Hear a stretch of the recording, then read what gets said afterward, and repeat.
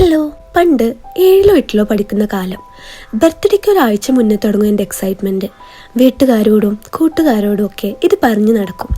സാധാരണ 8 മണിയാകുമ്പോൾ ഉറങ്ങുന്ന ഞാൻ അന്ന് 12 മണി വരെ ഉറങ്ങാതെ കാത്തിരിക്കും. എന്തിനാണെന്ന് ഇപ്പോഴും എനിക്കറിയില്ല.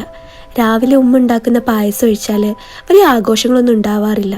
പക്ഷെ ആ ദിവസം ഞാൻ ഫുള്ള് ഹാപ്പി ആയിരുന്നു. കോളേജിലെത്തിയപ്പോഴും ആവേശത്തിന് കുറവൊന്നും ഉണ്ടായിരുന്നില്ല. പുറത്ത് പറഞ്ഞ് നടക്കാറില്ലെന്ന് മാത്രം. മെയ് മാസത്തിലായതുകൊണ്ട് തന്നെ ക്ലാസ് ഉണ്ടാവാറില്ല. എങ്കിലും ആരെങ്കിലും ഒരാൾ എന്നെ വിഷ് ചെയ്തിരുന്നെങ്കിൽ എന്ന് ഞാൻ വല്ലാതെ ആഗ്രഹിച്ചിട്ടുണ്ട്. ജോലി കിട്ടി കയ്യിലൊരു ഫോൺ വന്നതോടെ എൻ്റെ പ്രതീക്ഷകൾ കൂടി. പണ്ടില്ലാത്ത ആവേശത്തോടെ 12 മണിക്ക് ആരെങ്കിലും വിളിക്കുന്ന കരുതി ഞാൻ കാത്തിരുന്നിട്ടുണ്ട്. പക്ഷേ ഒരാൾ പോലും വിളിച്ചിട്ടില്ല. ആരും ഓർത്തത് പോലുമില്ല. അന്ന് ഞാൻ ശരിക്കും തകർന്നുപോയി. സങ്കടം സഹിക്കാൻ പറ്റാതെ ഇനി എൻ്റെ ജന്മദിനം ഞാൻ പോലും ഓർക്കരുതെന്ന് വരെ പ്രാർത്ഥിച്ചിട്ടുണ്ട്. പടച്ചോൻ അത് കേട്ടു. അടുത്ത വർഷം ഞാനത് മറന്നുപോയി. പക്ഷേ ഫേസ്ബുക്ക് അത് കൃത്യമായിട്ട് ഓർമ്മിപ്പിച്ചു. കാലം കുറെ കടന്നുപോയി. ഇന്ന് ഞാൻ വീണ്ടും എൻ്റെ ബർത്ത്ഡേക്ക് വേണ്ടി എക്സൈറ്റഡ് ആണ്. ഇന്ന് ഞാൻ ആരുടെയും വിഷിന് വേണ്ടി കാത്തു നിൽക്കാറില്ല. ആരുടെയും സർപ്രൈസിനോ ഗിഫ്റ്റിനോ വേണ്ടി കൊതിക്കാറില്ല.